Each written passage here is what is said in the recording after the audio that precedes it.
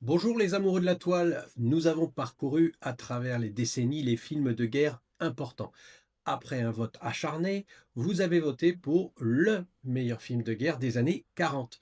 Chose promise, chose due, je vais vous faire aujourd'hui la rétrospective de ce film. En 1945, l'Amérique a besoin de héros.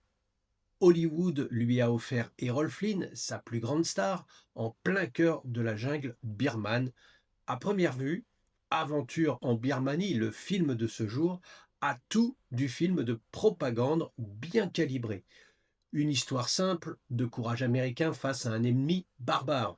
Mais derrière cette image se cache quelque chose de plus sombre, une œuvre d'une brutalité presque documentaire. Et si ce film, souvent réduit à son patriotisme, était en réalité l'un des témoignages les plus honnêtes et désespérés sur l'enfer de la guerre. Explorons ensemble cette mission sans retour, le chef-d'œuvre controversé de Raoul Walsh.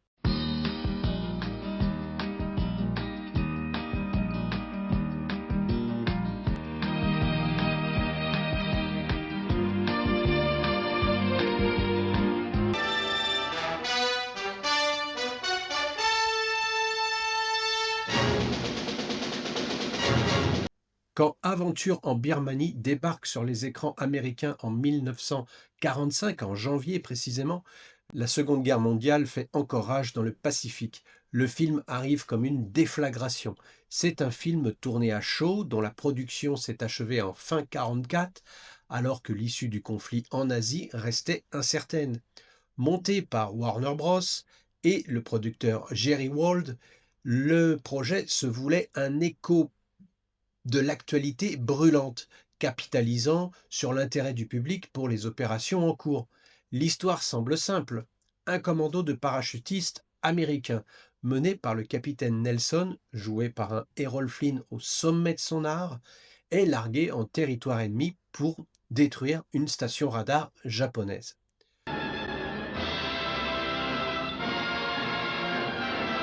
Yep, we hit the silk and plunged headlong out of the sky. Le film s'ouvre sur une préparation méticuleuse, presque clinique. On nous montre les hommes, le matériel, la stratégie, tout a l'air sous contrôle. La mission est un succès, rapide et efficace. Et c'est là que tout bascule. Au moment de l'extraction, le point de rendez-vous est aux mains des Japonais. Le piège se referme. Pour le capitaine Nelson et sa poignée de survivants, ce n'est plus une mission, c'est une course pour la survie. Une odyssée éprouvante de plusieurs centaines de kilomètres à travers une jungle hostile. Plunging ever onward till the deadliest enemy of all, the jungle itself. Alors, simple film d'action patriotique ou œuvre bien plus complexe? Pour le comprendre, il faut se replonger dans le contexte de sa création, décortiquer la révolution visuelle qu'il a initiée et comprendre la violente polémique qu'il a déclenchée. Car c'est là que se cache la véritable nature d'Aventure en Birmanie, un film de commande, certes, qui, sous la caméra de son réalisateur, s'est mué en une exploration viscérale de l'absurdité de la guerre.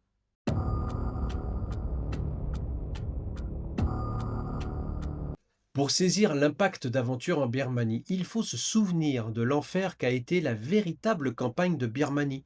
Ce front, souvent appelé la guerre oubliée, fut l'un des plus brutaux du conflit. En 1942, l'Empire du Japon envahit la Birmanie, alors colonie britannique, forçant les Alliés à une retraite humiliante et coupant la fameuse route de Birmanie, vitale pour ravitailler la Chine. Le contrôle de la région devient un enjeu stratégique majeur. Les États-Unis s'y impliquent lourdement, notamment sous l'impulsion du général Joseph Stilwell. L'objectif, reprendre le terrain. C'est dans ce contexte qu'opèrent les unités d'élite comme les Merrill's Marauders, dont les missions de pénétration derrière les lignes ennemies ont librement inspiré le scénario du film. Incredible jungle that is Burma. I saw history being made with every slash of the jungle knife. Ces hommes, largués dans la jungle, menaient des opérations de sabotage et de harcèlement dans des conditions extrêmes, luttant autant contre les soldats japonais que contre la malaria, la dysenterie et l'épuisement. Bien que romancé, Le film s'ancre donc dans une réalité bien concrète. Le projet naît de l'idée du producteur Jerry Wilde de faire un film arraché au gros titre. Mais le tournage prend du temps et quand il débute à l'été 1944, les véritables troupes alliées sont déjà en pleine reconquête de la Birmanie. Le film n'est plus un aperçu, mais un écho direct des combats en cours. Cette simultanéité est cruciale et explique en partie le ton de l'œuvre. Warner Bros. Collabore étroitement avec l'armée américaine qui fournit matériel, conseils techniques et même des images d'archives que l'on peut voir dès les premières minutes du film. No member of the garrison slept for more than 2 hours on end. Le scénario est confié à Ranald McDougall et Lester Cole. Centré sur un groupe d'Américains, il prend soin d'inclure un capitaine de l'armée chinoise et des éclaireurs Gurkhas, reconnaissant symboliquement la nature multinationale de l'effort de guerre. Your force to go with you. Karaho Gurkha. They don't speak English to any worthwhile degree. Le personnage du vieux correspondant de guerre, Mark Williams, sert de guide au spectateur, posant les questions que le public se poserait et humanisant les aspects techniques de la mission. Impossible de le nier, le film est à l'origine une commande patriotique. Il sort à un moment où la nation a besoin de récits héroïques pour soutenir le moral.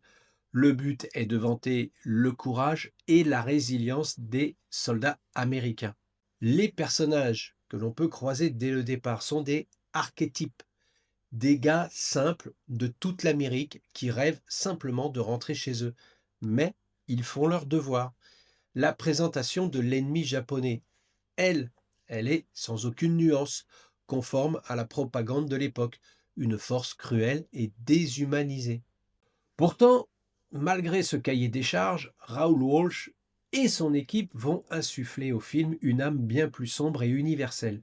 Ils vont transcender le simple récit de gentils contre méchants pour créer une œuvre d'une modernité et d'une noirceur qui frappe encore aujourd'hui.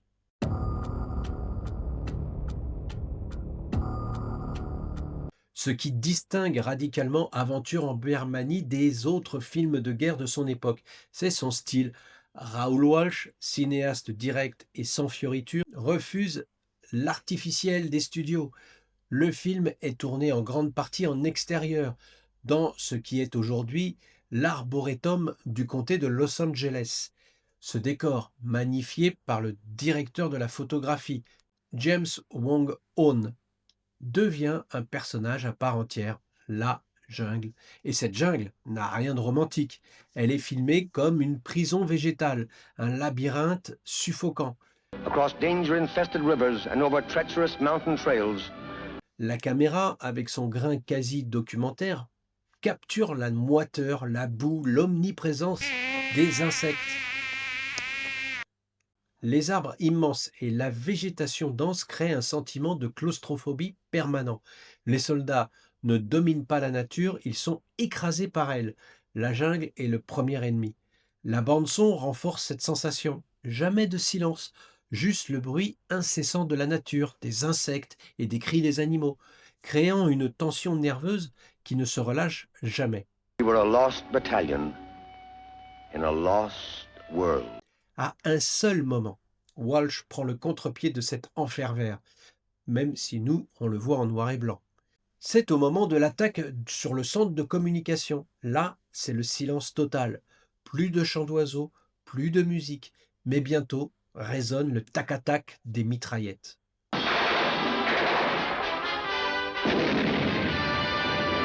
Walsh et Hoon brisent les codes de l'héroïsme glamour d'Hollywood. Les visages sont en sueur, sales, marqués par la fatigue, les barbes naissantes, les uniformes sont déchirés et boueux. La guerre n'est pas belle, elle est crasseuse et épuisante. La structure même du film est une descente aux enfers. La destruction du radar est réglée en 20 minutes. Le reste du film, près de 2 heures quand même, n'est qu'une longue marche forcée vers un salut incertain. Une scène illustre parfaitement cette approche. Après une longue marche usant les corps et les esprits, le commando s'installe pour la nuit, la tension est palpable. Soudain, des voix se font entendre dans le noir, des voix qui parlent anglais avec un accent étrange. Les soldats se méfient, puis les voix se trompent de prénom dans une approche furtive. Les Japonais sont là, invisibles, jouant avec les nerfs. L'ennemi n'est pas un soldat que l'on affronte, c'est une présence démoniaque. À ce moment-là, ce n'est pas fort à la mot, mais ça pourrait bien y ressembler.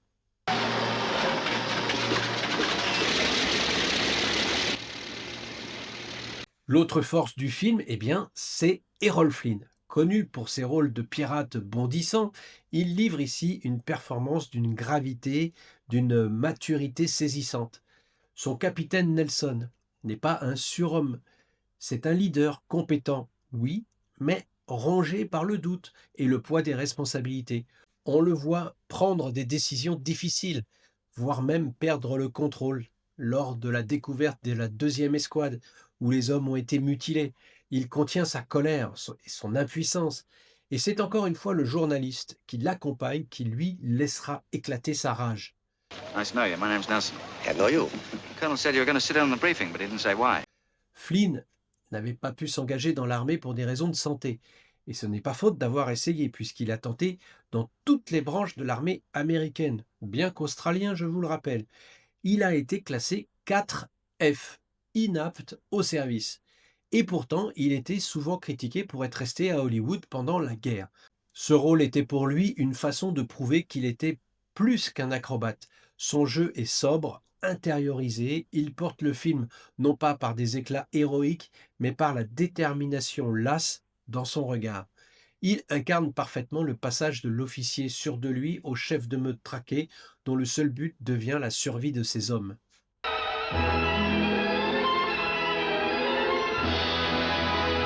En se concentrant sur cette expérience à hauteur d'homme, en filmant la guerre comme une épreuve physique et psychologique, Raoul Walsh signe bien plus qu'un film de commande. Il réalise un film sur la survie et sur la perte de l'humanité.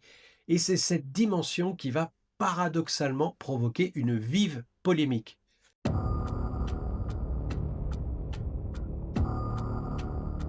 Lors de sa sortie au Royaume-Uni en septembre 1945, Aventure en Birmanie provoque un scandale. Le public et la presse britannique sont furieux. Pourquoi ? Le film donne l'impression que la libération de la Birmanie a été une affaire presque exclusivement américaine. Il occulte le rôle central et écrasant des troupes britanniques, indiennes et du Commonwealth, qui constituaient le gros des forces alliées sur ce front et y ont subi des pertes effroyables. Pour l'armée oubliée, l'insulte est insupportable. La polémique enfle à tel point que Winston Churchill lui-même aurait protesté contre cette réécriture de l'histoire. Des vétérans envoient des lettres indignées aux journaux. La situation est telle que le film est retiré des salles britanniques seulement après une semaine d'exploitation. Il faudra attendre 1952 pour qu'il soit à nouveau projeté, cette fois accompagné d'un carton d'excuses précisant que le film est dédié aux efforts combinés de toutes les forces alliées.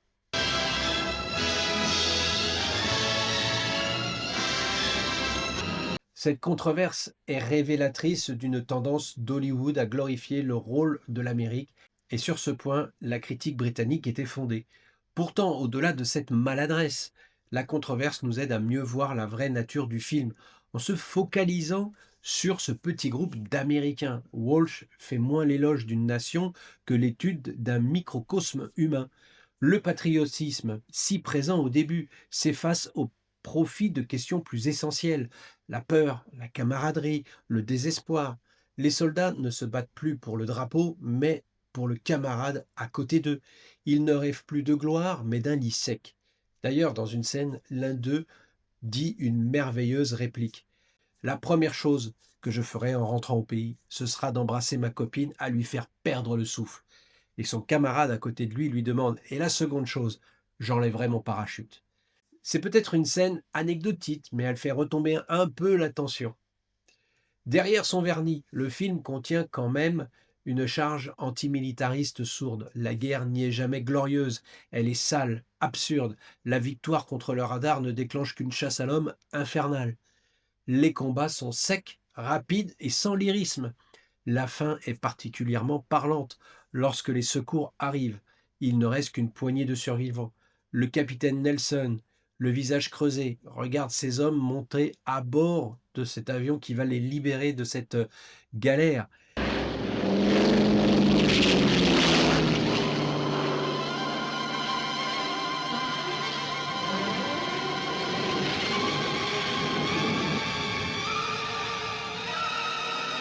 Pas de triomphe dans son regard, juste une immense lassitude et le poids des morts. La mission est un succès, mais à quel prix? Ce sont les plaques des soldats qui passent d'une main à l'autre, et donc le succès se mesure à quel prix?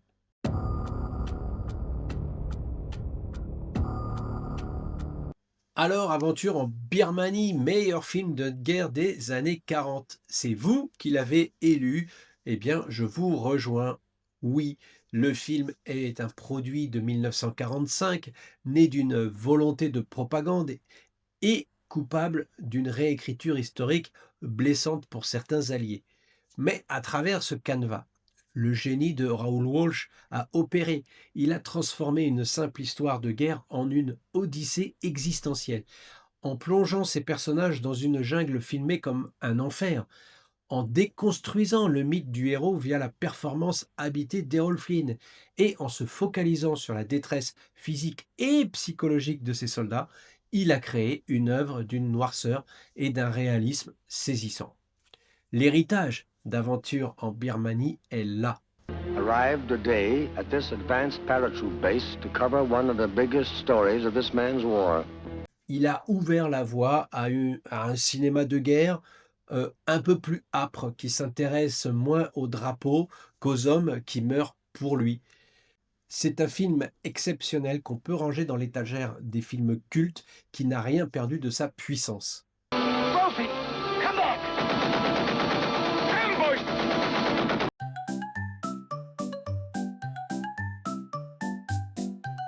Qu'est-ce qui se passe là-dedans?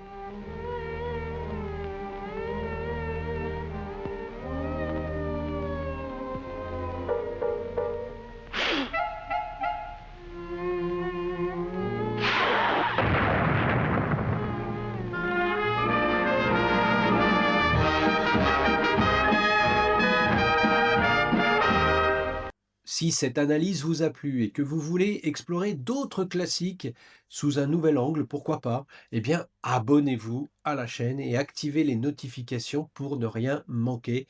La prochaine incursion, toujours dans l'univers des films de guerre, ce sera pour le meilleur film des années 50, et vous avez voté à nouveau pour ce film, Le Pont de la rivière Kwai. Alors je vais de ce pas me rafraîchir la mémoire et revoir ce film cultissime pour créer cette rétrospective qui, je l'espère, retiendra votre attention. Alors, à très bientôt, portez-vous bien, bonne toile, ciao ciao.